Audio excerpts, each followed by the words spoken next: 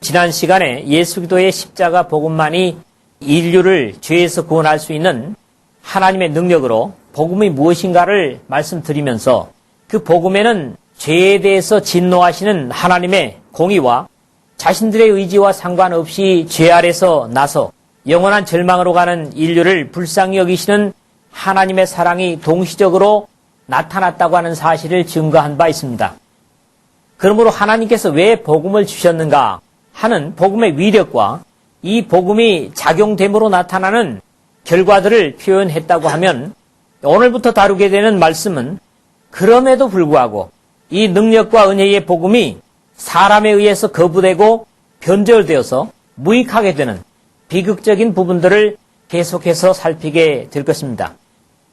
광명한 빛은 왔지만은 어둠에 익숙한 사람들은 한사코 그 광명을 뒤로 등지고 여전히 예전의 어두움을 더 좋아하는 참으로 가련한 모습들을 많이 보게 됩니다. 복음이 분명히 하나님의 약속과 은혜로만 적용된다면 죄를 이기는 능력이요 의롭게 살 수 있는 권능이지만 오늘날에도 많은 사람들이 복음을 알고 하나님을 안다고 하면서도 실질적인 삶에서는 세상 사람들과 전혀 다름이 없이 부끄러운 모습과 초라한 모습으로 살고 있는 사람들이 많은 것이 사실입니다. 여전히 과거에 하나님의 능력의 약속을 가지고 광야길이지만 이적과 표적과 함께 불기둥, 구름기둥으로 인도를 받으면서 가나안을 향해 가면서도 애굽을 더 동경하고 추억하던 이스라엘과 같이 초라하고 불평으로 가득 찬 삶을 살다가 마침내 광야에서 다 시체가 되고 만 불신의 사람들처럼 진노의 대상이 될 수밖에 없다는 경고를 오늘 이 말씀에서도 주고 있습니다. 복음은 하나님의 사랑과 능력이요 빛이지만 그것을 거역하는 자에게는 심판과 형벌의 어둠만이 있게 되는 그런 양면성을 가지고 있다는 말씀도 수차례 드린 바 있습니다. 히브리서 기자가 여기에 대해서 경계를 주는 내용에 귀를 기울일 필요가 있습니다. 우리가 진리를 아는 지식을 받은 후 짐짓 죄를 범한 즉 다시 속죄하는 제사가 없고 오직 무서운 마음으로 심판을 기다리는 것과 대적하는 자를 소멸할 맹렬한 불만 있으리라.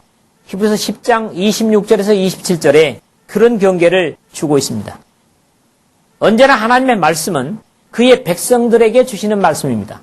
불신하는 사람들이나 이 말씀을 듣지 않는 사람들에게 주시는 말씀이 아니라 하나님의 백성들에게 주시는 말씀이라는 거지요. 이 말씀 무엇보다도 하나님의 말씀을 알면서도 그것을 실천치 않는 이름뿐인 하나님의 백성들을 고소하고 있는 내용입니다. 오늘 나누게 되는 이런 경계를 바로 이해하고 살펴서 적어도 우리 신앙의 삶 속에서만은 이런 부정적인 모습들이 없기를 바라고 혹시 그런 모습이 있다면 회개하고 처음 사랑을 가짐으로 온전한 하나님의 사랑과 은혜로 나아갈 수 있는 이 말씀을 듣는 여러분 모두가 되시기를 주님의 이름으로 부탁을 드립니다. 오늘도 세 부분으로 나눠서 생각을 하겠는데요. 첫 번째로는 첫 절 18절의 말씀과 마지막 두 절 24절 25절을 보겠습니다. 이 말씀은 하나님의 진노를 당할 수밖에 없는 사람들이 있다는 겁니다. 별로 유쾌하지는 않지만은 사실입니다. 범죄한 인류는 오늘 제 자신을 포함해서 진노의 대상이었습니다. 모두가 말이죠. 전에는 우리도 다 그 가운데서 우리 육체의 욕심을 따라 지내며 육체와 마음에 원하는 것을 하여 다른 이들과 같이 본질상 진노의 자녀였더니 바울 사도는 에베소서 2장 3절에서 고백하고 있는 것을 봅니다. 여기에 누구도 예외는 없습니다. 그러나 그 다음에 바로 하나님의 긍휼이 나타나는 표현을 보죠. 긍휼에 풍성하신 하나님이 우리를 사랑하신 그 큰 사랑을 인하여 허물로 죽은 우리를 그리스도와 함께 살리셨고 너희가 은혜로 구원을 얻은 것이라 또 함께 일으키사 그리스도 예수 안에서 함께 하늘에 앉히시니 2장 4절에서 6절의 말씀입니다. 전혀 소망이 없던 오로지 진노만이 당연한 가련한 존재들인 우리들을 그리스도 예수님의 피를 지불하시고 사셔서 형벌받을 자리에서 복의 자리로 사랑받는 자리로 옮기신 것입니다. 이런 입장에서 사실 진노를 받아도 싸고 당연한 존재들인 우리들이 긍휼을 입게 된 것조차가 우리 자신의 이룬 업적이 아니라 절대적인 하나님의 은혜라고 바울 사도는 말하고 있습니다. 이러한 하나님의 엄청난 은혜가 부어졌음에도 불구하고 진노를 받는 자리에 있다면 얼마나 어리석은 존재인지 모릅니다. 그러면 누가 진노의 대상인가를 살핌으로써 저주의 자를 뛰쳐나와야만 할 것입니다. 이 제목에서 세 가지를 생각하겠습니다. 첫째는 18절의 내용을 통해서 불의로 진리를 막는 사람들이 있다는 겁니다. 하나님의 진노가 불의로 진리를 막는 사람들의 모든 경건치 않음과 불의에 대하여 하늘로조차 나타나나니 그랬습니다.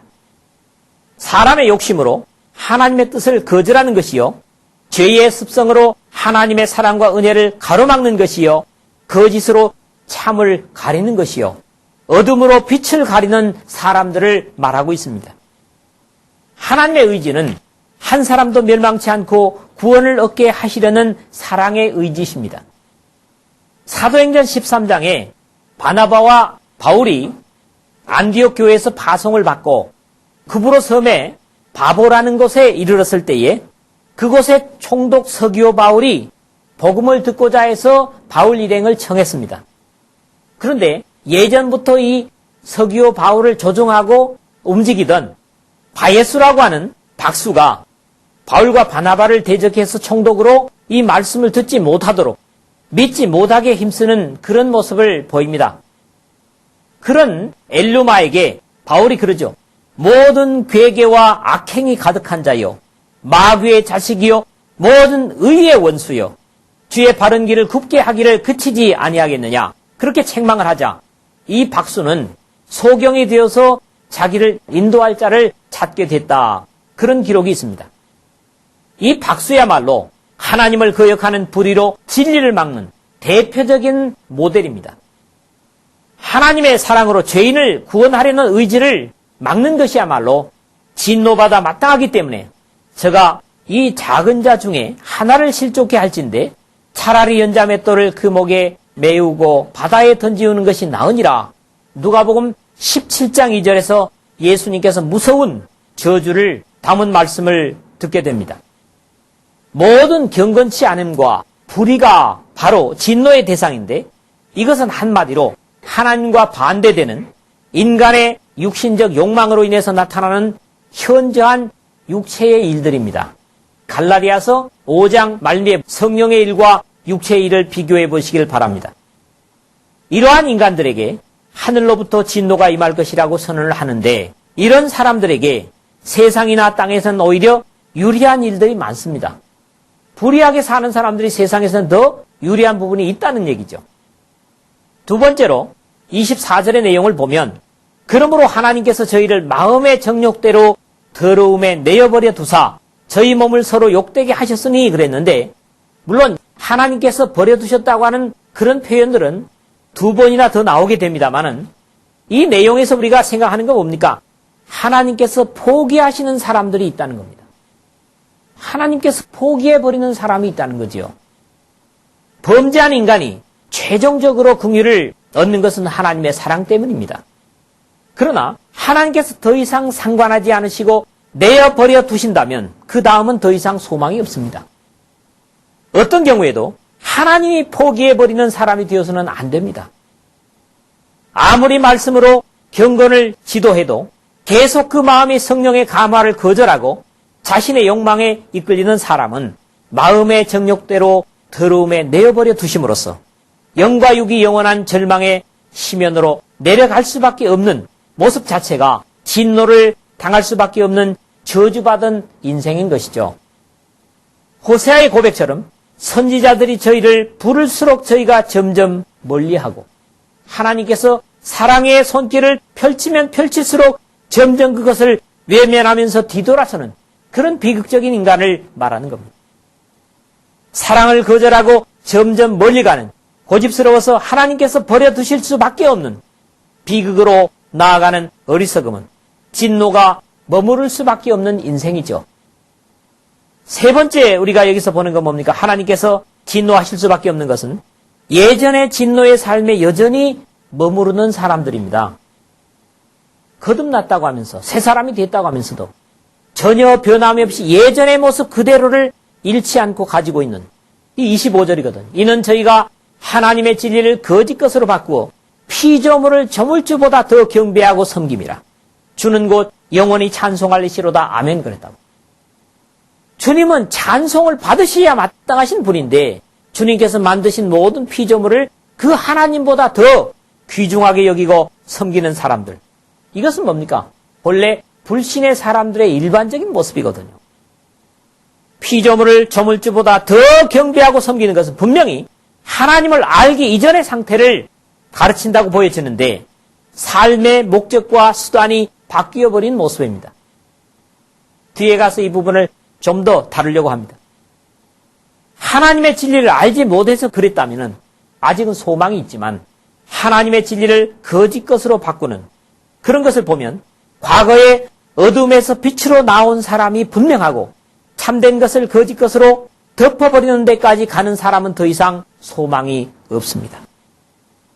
히브리서 기자는 이러한 사람들을 가리켜서 한 번 비침을 얻고 하늘의 은사를 맛보고 성령에 참여한 바 되고 하나님의 선한 말씀과 내세의 능력을 맛보고 타락한 자들은 다시 새롭게 하여 회개케 할 수 없나니 이는 자기가 하나님의 아들을 다시 십자가에 못 박아 현저히 욕을 보임이라. 그렇게 탄식하는 것을 듣습니다.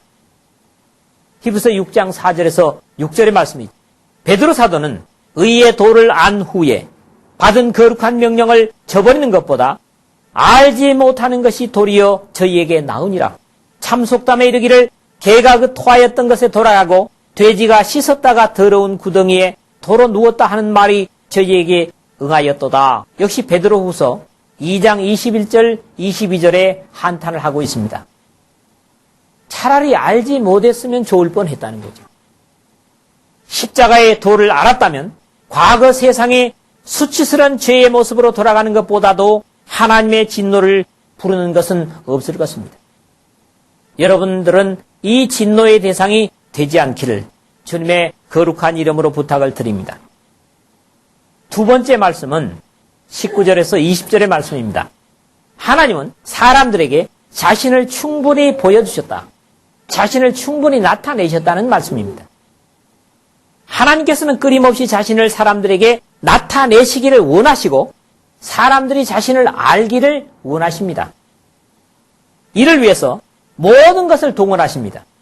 이러한 하나님의 안타까운 표현이 바로 나는 인애를 원하고 제사를 원치 아니하며 번제보다 하나님을 아는 것을 원하노라. 호세아서 6장 6절에서 그렇게 말씀하십니다. 아직도 불신에 있던 신앙 속에 있던 하나님께서는 하나님을 알기를 원하십니다. 하나님께서 얼마나 사람들이 자신을 만나주기를 바라시느냐 하면 이는 사람으로 하나님을 혹 더듬어 찾아 발견케 하려 하심이로되 그는 우리 각 사람에게서 멀리 떠나 계시지 아니하도다. 사도행전 17장 27절에 그렇게 말합니다. 더듬는다고 하는 표현이 뭡니까? 보지 못하고 듣지 못하는 사람들이 하는 행위입니다. 그러니까 어떤 방법을 통해서라도 하나님께서 만나기를 바라시는, 그래서 그가 구원을 받고 하나님의 은혜를 함께 누리기를 바라는, 이것이 하나님의 심정이라는 거지요. 이제는 증거가 부족해서가 아니라 하나님을 안다는 것 자체가 육신적인 죄에 사는 것이 불편하기 때문에 하나님을 모르는 채 억지를 부리기도 하는 것이지만 하나님은 사람들로 하여금 충분히 자신을 알도록 여러 모양으로 계시를 하셨다는 거죠. 오늘 본문과 더불어 역시 세 가지 모습으로 나타납니다. 첫 번째는 뭡니까? 19절에 이는 하나님을 알만한 것이 저희 속에 보임이라. 하나님께서 이를 저희에게 보이셨느니라 그랬다고요. 어디 보인다고요? 저희 속에 보이셨다는 게 하나님. 하나님께서 여러분의 속에 보이셨대요. 하나님은 그의 형상대로 지음을 받은 사람들에게 누구에게나 예외 없이 양심이라는 것을 두셨습니다. 이것이 바로 짐승과 다른 점이고 죄로 인해서 무디어지긴 했어도 범죄할 때 가장 민감하게 반응하는 것이 양심입니다. 이런 이들은 그 양심이 증거가 되어 그 생각이 서로 혹은 송사하며 혹은 변명하여 그 마음에 새긴 율법의 행위를 나타내느니라. 로마서 2장 15절에 그렇게 말씀합니다. 양심이 하나님의 주신 법을 나타내고 있다. 그렇기 때문에 사람들은 곧 양심이 하나님이라고까지 말하지만 양심은 사실 일그러진 하나님의 형상이라고 봐야 할 것입니다. 범죄한 양심은 더 이상 역할을 하지 못하게 되었지만 깨끗한 자들에게는 모든 것이 깨끗하나 더럽고 믿지 아니하는 자들에게는 아무것도 깨끗한 것이 없고 오직 저희 마음과 양심이 더러운지라. 디도서 1장 15절에 그렇게 말하고 있죠. 결국 이렇게 된 이유를 바울 사도는 자기 양심이 화인 맞아서 외식함으로 거짓말하는 자들이라 그렇게 증거를 합니다. 분명히 하나님께서 각자의 양심이 하나님을 보여주셨는데 양심을 억눌러 버리고 또 그 양심이 화인 맞아서 마귀의 불도장을 맞아서 더 이상 양심의 역할을 하지 못하는 그런 모습들을 증거하고 있는 것이죠. 그런데 보십시오. 양심이 회복되는 것은 사람이 물과 성령으로 거듭남으로 가능함을 베드로 사도가 증거하고 있습니다. 물은 예수 그리스도의 부활하심으로 말미암아 이제 너희를 구원하는 표니 곧 세례라. 육체의 더러운 것을 취하여 버림이 아니요. 여기가 중요합니다. 오직 선한 양심이 하나님을 향하여 찾아가는 것이라. 베드로전서 3장 21절 그렇게 말씀합니다. 우리가 물과 성령으로 거듭남으로써 그 무뎌진 양심이 다시 하나님을 향해서 찾아가게 된다는 것.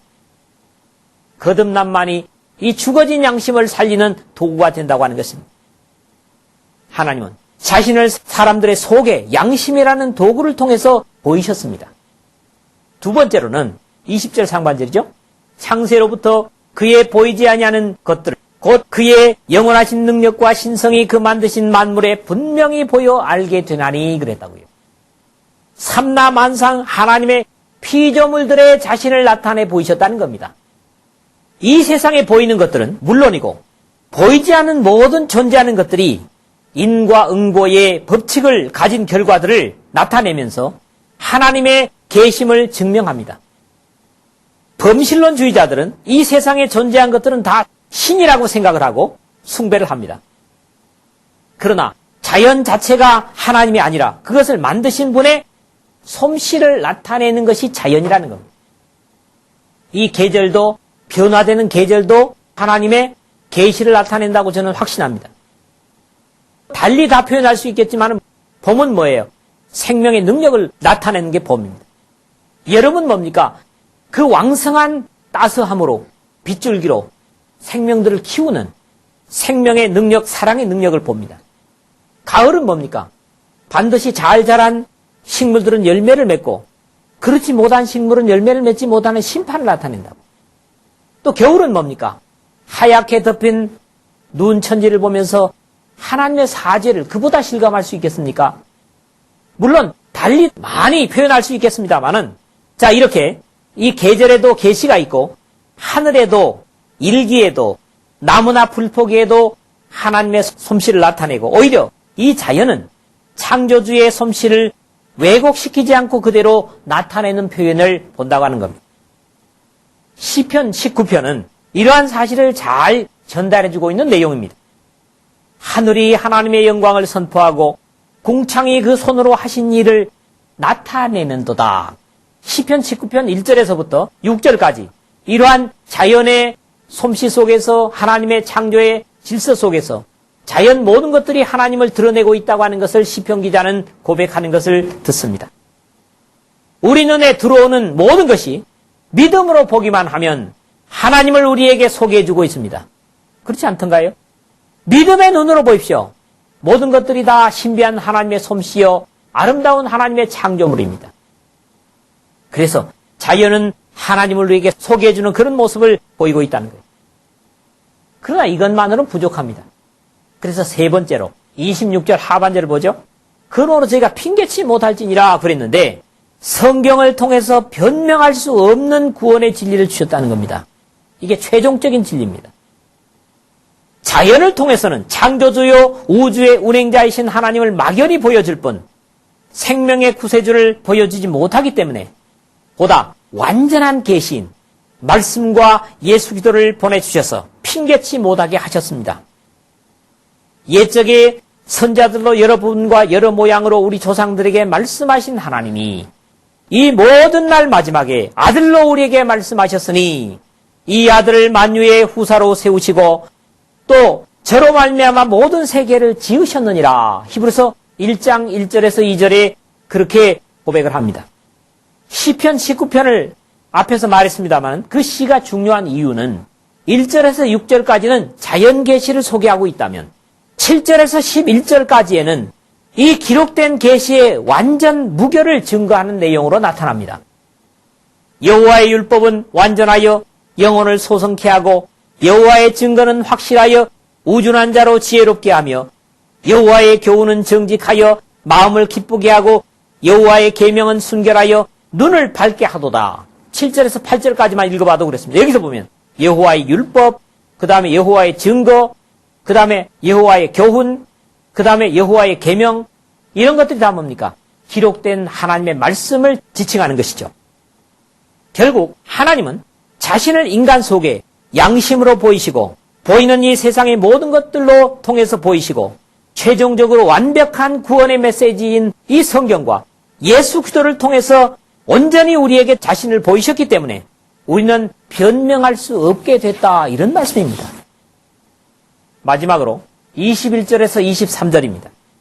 하나님을 하나님 대접하지 않는 사람들을 책망하고 있습니다. 이건 누구에게 하는 말 같아요? 오늘 우리 자신들에게 하는 말씀 같아요.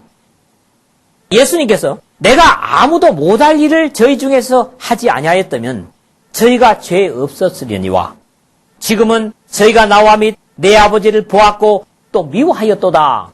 요한복음 15장 24절에 그렇게 아버지의 말씀과 율법을 온전히 지킴으로써 그렇지 못한 종교 지도자들이 변명할 여지가 없다는 선언을 하고 계십니다.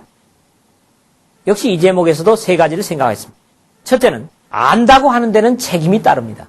하나님을 알되 하나님으로 영화롭게도 아니하고 감사치도 아니하고 오히려 그 생각이 허망하여지며 미련한 마음이 어두워졌나니 그랬다고요. 이건 뭡니까? 알물 결국 표현하지 않는 것을 책망하는 내용이죠. 하나님을 안다고 하는 것은 분명히 엄청난 복입니다. 그러나 주님을 바로 안다면 알면서 끝나서는 안 됩니다. 알미 실천되지 않는다면 그것은 저주일 수 있다는 데서 두려워해야만 합니다. 예수께서 가라사대 너희가 소경되었다면 죄가 없으려니와 본다고 하니 너희 죄가 그저 있느니라. 몰랐다면 핑계할 수 있지만은 알았기 때문에 핑계할 수 없다는 얘기입니다. 이 말을 좀 더 강하게 하는 게 어디입니까? 야고보서 4장 17절 마지막 절이죠. 이러므로 사람이 선을 행할 줄 알고도 행치 아니하면 죄니라 그랬다고요. 두 번째로는 영화롭게 아니하고 감사치도 않는 하나님의 백성이 왜 존재하는가 하는 겁니다. 주님께서는 자기 백성을 지으신 이유를 이 백성을 내가 나를 위하여 지었나니 나의 찬송을 부르게 하려 함이니라. 이사야서 43장 2절에 분명히 선언을 하셨습니다. 하나님을 아는 자는 반드시 그분께 영광을 돌리게 되어 있습니다. 오늘날 예수 그리스도를 알고 섬기는 사람들에게 왜 그리스도인이 존재하는가 묻는다면 예외 없이 말로는 하나님의 영광을 위해서라고 잘 알고 있습니다. 그러나 우리의 현실은 그렇지가 못합니다. 머리와 입술에는 하나님의 영광을 위해서가 되는데 삶에서는 그렇지 못한 것이 사실이라는 거지요. 그렇다면 과연 왜 그럴까요? 그것은 오늘 대부분 우리의 신앙이 대단히 관념적이기 때문에 하나님께 영광도 관념에 머무르고 있다고 하는 사실입니다. 실천이 안 된다고 하는 사실이죠. 그러나 어찌 보면 하나님의 말씀은 관념적인 것을 대단히 경계하는 내용들을 여러 곳에서 봅니다. 대표적인 예가 나더러 주여 주여 하는 자마다 천국에 다 들어갈 것이 아니요 다만 하늘에 계신 내 아버지의 뜻대로 행하는 자라야 들어가리라. 마태복음 7장 21절에 그렇게 말씀합니다. 우리가 머리로 하나님께 영광을 외치면서도 실질적인 모습이 죄를 짓는 모습에 있다면 과연 그것을 하나님은 기뻐하실까 하는 겁니다. 경계해야만 합니다. 그럼에도 오늘 우리의 모습의 대부분은 그런 모습입니다. 그것이 죽은 믿음이고 죽은 믿음은 하나님께 영광을 드릴 수 없고 자신을 구원하지도 못한다는 그런 경계를 듣습니다. 우리는 탄식해야만 합니다. 하나님께서 내가 너희 죄에서 구원하기 위해서 나의 독생자를 보내주마 라고 말에 그치고 생각에 그쳤다면 어떻게 우리가 죄를 벗고 하나님의 자녀가 될 수 있었을까 생각해야만 합니다. 하나님의 아들이 그 끔찍한 십자가에 사실로 달리신 결과로 오늘 우리가 하나님의 자녀로 탄생하게 되었습니다. 우리를 위해 고난을 당하신 주님의 희생의 실체에 응답하는 신앙이 되지 못하면 우리의 모든 신앙은 구호에 그치고 공치사에 그치고 말 것입니다. 사람이 마음으로 믿어 의에 이르고 마음으로 믿어서 의에 이르는 것, 그 다음에 입으로 시인하여 구원에 이르느니라 그랬습니다. 입으로 시인한다고 하는 건 뭡니까? 목숨을 내어놓고라도 예수님은 나의 주님이라고 하는 고백을 드릴 수 있는 그런 실질적인 고백을 말하는 것이죠. 우리의 구원이 사실적이기 위해서 우리의 신앙도 사실적이어야만 합니다. 세 번째로는 마침내는 하나님의 자리에 속된 것으로 바꿔치게 됩니다. 하나님을 영화롭게 바로 섬기지 못하면 말이죠. 22절, 23절을 보십시오. 스스로 지혜 있다 하나 우준하게 돼요. 정말 하나님을 아는 사람들은 지혜 있다고 합니다. 그러나 하나님께서 알기를 원하시는 것을 알지 못하면 그건 우준한 거지요. 썩어지지 아니하는 하나님의 영광을 썩어질 사람과 금수와 버러지 형상의 우상으로 바꾸었느니라 그랬습니다.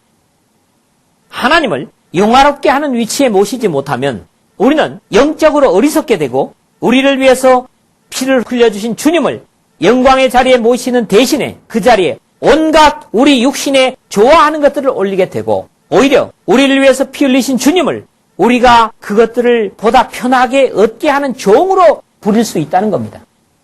우리는 예수님을 주님이라고 합니다. 근데 실질적으로 우리 삶에 있어서 예수는 주님이신가 점검할 필요가 있어요.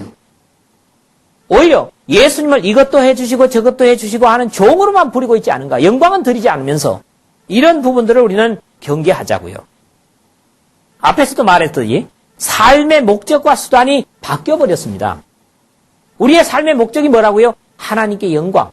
수단은 뭡니까? 우리 가진 모든 것들을 통해서예요. 그런데 이게 바뀌어가지고 우리 가진 모든 것을 풍성케 하고 많이 누리게 하기 위해서 목적으로 영광스럽게 해야 될 그 주님을 부리고 있는 이런 모습이 될 수 있다는 거죠. 자신의 명예를 섬기는데 하나님을 이용할 수도 있고 자신의 재산을 불리는데 자녀를 위해서 부모를 위해서 등등 하나님의 자리에 두는 것은 불신자들에게는 너무나 당연시되고 있는 것인데 그러한 과거 하나님을 알지 못했던 때로 되돌아가게 되는 것이 바로 하나님을 영화롭게 하지 않는 사람들의 삶의 결과라는 겁니다. 그럴 때 주님은 찬송가 185장을 통해서 단식하실 것입니다. 내 너를 위하여 몸버려 피 흘려 내 죄를 속하여 살 길을 주었다. 너 위에 몸을 주건만 날 무엇 주느냐. 너 위에 몸을 주건만 날 무엇 주느냐. 영광을 드리지 못하는 하나님의 백성들에게 하나님은 탄식하면서 이 찬양을 부르게 하시는 것이죠. 하나님을 영화롭게 섬기지 못하는 삶은 우리에게 엄청난 영적인 부작용을 가져올 수 있습니다. 하나님의 진노를 부르게 되고 과거 불신의 삶과 다름이 없는 우상 숭배로 전락하게 될 것입니다. 골고다의 붉은 피를 흘리심으로 우리를 구원하신 주님을 우리의 마음을 다하며 목숨을 다하며 힘을 다하여 뜻을 다하여 영화롭게 섬겨드릴 수 있는 이 말씀 속에 부끄러움이 없는 저와 여러분 되시기를 주님의 이름으로 축원을 드립니다.